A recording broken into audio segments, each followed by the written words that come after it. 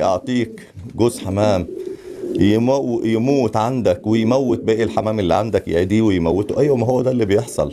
تشتري من حد جوز حمام يكون عنده اصابه زي كده، وفي حمام سليم. انا ممكن ابيع لك جوز حمام سليم بس يظهر المرض عندك. ما انا كل يوم بطلع ارمي حمام، ما هو ما بيبقى سليم. ده كان سليم امبارح اهو، شوف كده.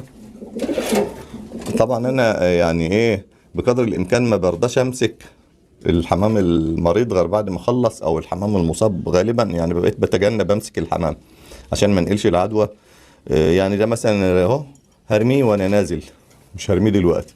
اخوه التاني الزغلول التاني اهو، شوف يعني خلاص برضو ايه، بالكتير بكره هيصبح ميت. هي بتبدا كده، انت تشوفه سليم يعني يبقى سليم. الاهالي اهي مثلا سليمه وتحتها بيض، او تحتها كان زغاليل كمان فقست، يعني ما شاء الله نقول ايه، كانت بتلحم العش في العش.